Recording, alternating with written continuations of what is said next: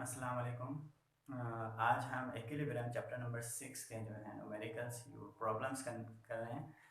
तो question number 1 हम कर देते हैं। इसमें क्या कहते हैं, बुक से मैं पढ़ता हूँ। A force of 25 newton acts on a body. 25 newton force लग रहा है किसी बॉडी पे।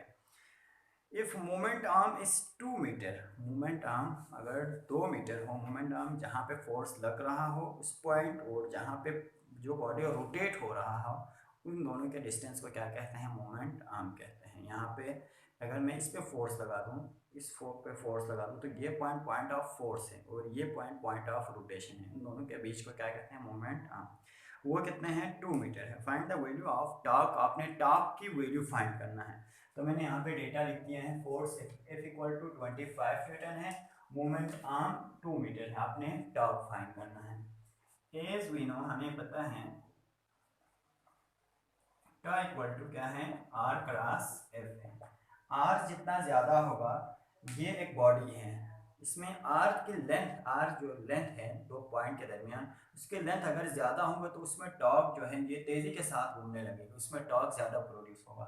और फोर्स ज्यादा होंगे तो भी टॉर्क ज्यादा होंगे। अगर यहाँ पे फोर्स में ज्यादा लगा दूँ या कम लगा दूँ तो इस पर टॉर्क पे डिपेंड कर देगा डायरेक्टली। तो ये टॉर्क किस चीज़ के बराबर है, आर क्रॉस एफ के बराबर है। तो इसमें सिंपली आपने वैल्यू पुट करना है। आर की वैल्यू क्या है, 2 मीटर है, और एफ की वैल्यू जो है 25 न्यूटन है। तो इन दोनों को मल्टीप्लाई कर लें तो 25 मल्टीप्लाई बाई 2 50 न्यूटन मीटर के बराबर है। ये आपके पास क्या है, टॉर्क है। उस बॉडी में जो टॉर्क प्रोड्यूस होता है वो 50 न्यूटन मीटर के बराबर है। अब हम क्वेश्चन नंबर 2 कर लेते हैं। A force is applied perpendicularly on a door. एक डोर पे, किसी दरवाजे पे फोर्स लग रहा है परपेंडिकुलरली। परपेंडिकुलर किसे कहते हैं, एक दूसरे डोर के साथ फोर्स जो है 90 एंगल बना रहा हो। तो कितना फोर्स लग रहा है, a force is applied perpendicular on the door 4 meter wide which required a torque of 120 newton metre. एक डोर है, समझ आप थोड़ी देर के लिए लेट सपोज ये इसको आप दरवाज़ा समझ लें। तो यहाँ इसकी विड्थ जो है वो क्या है, 4 मीटर है। यहाँ से यहाँ तक जो विड्थ है वो 4 मीटर है। इस पर परपेंडिकुलर फोर्स लग रहा है, या इधर से अंदर की तरफ या इस साइड पे बाहर की तरफ फोर्स लग रहा हो, उसको क्या कहते हैं, परपेंडिकुलर फोर्स कहते हैं। और यहाँ पे जो फिक्स्ड पॉइंट है दरवाजे का, हमें पता है पॉइंट फिक्स्ड होता है। तो इन दोनों के जो दरमियान डिस्टेंस है वो 4 मीटर दिया हुआ है। तो हमारा मोमेंट भी क्या हुआ, 4 मीटर हुआ। तो इसमें जो टॉर्क प्रोड्यूस हो रहा है वो 120 न्यूटन मीटर के बराबर टॉर्क प्रोड्यूस हो रहा है। What will be the minimum force required, 120 newton force newton metre torque produce करने के लिए कितना फोर्स अप्लाई करना पड़ेगा उस दरवाजे पर। तो हमने वो भी फाइंड करना है। यहाँ पे मैंने लिखा है विड्थ ऑफ द डोर, यहाँ पे मोमेंट आर्म है, क्योंकि मोमेंट आर्म का हमें पता है जो यहाँ पे जो एक पॉइंट ऑफ रोटेशन और पॉइंट ऑफ फोर्स के दरमियान डिस्टेंस को क्या कहते हैं, मोमेंट आर्म कहते हैं। तो विड्थ ऑफ द डोर भी जो दरवाजे की चौड़ाई है वो हमारे पास क्या है, मोमेंट आर्म के बराबर है।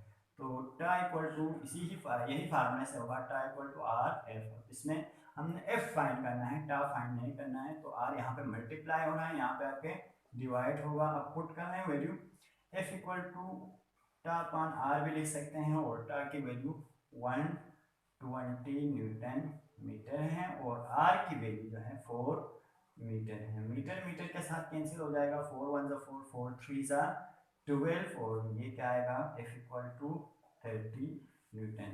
उस दरवाजे में अगर फोर्स जो है टॉर्क 120 न्यूटन मीटर के उसमें टॉर्क प्रोड्यूस हो रहा हो, और इसका जो डिस्टेंस है और विड्थ जो है 4 मीटर हो, या मोमेंट आर्म 4 मीटर हो, तो उसमें जो लगने वाला फोर्स है वो किस चीज़ के बराबर है, 30 न्यूटन फोर्स है।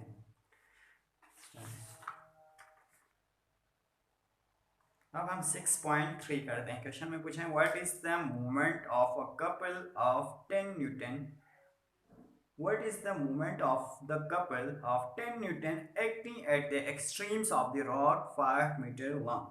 5 मीटर लॉन्ग का एक रॉड है जिसके एक्सट्रीम्स पे, एक्सट्रीम जिसे कहते हैं दो किनारों पे, ये एक्सट्रीम है, दूसरा ए एक्सट्रीम, उस पर फोर्स लग रहे हैं, वो 10 न्यूटन का फोर्स लग रहा है। यहाँ पे भी 10 न्यूटन, यहाँ पे भी 10 न्यूटन का फोर्स लग रहा है अपोजिट डायरेक्शन में। How can this couple be balance, इस कपल को कैसे बैलेंस किया जा सकता है। तो हम इसको फाइंड करने की कोशिश करेंगे। कपल का हमने फार्मूला पढ़ा था, कपल किस चीज़ के बराबर है, सी कपल जो है force multiply by moment arm के बराबर होता था, लेकिन यहाँ पे मोमेंट आर्म 2 है, यहाँ पर भी है, यहाँ पर भी है। यहाँ से ऊपर की तरफ फोर्स लग रहा है, यहाँ से नीचे की तरफ फोर्स लग रहा है, तो यहाँ से यहाँ तक डिस्टेंस, टोटल जो डिस्टेंस है उसके बराबर होगा।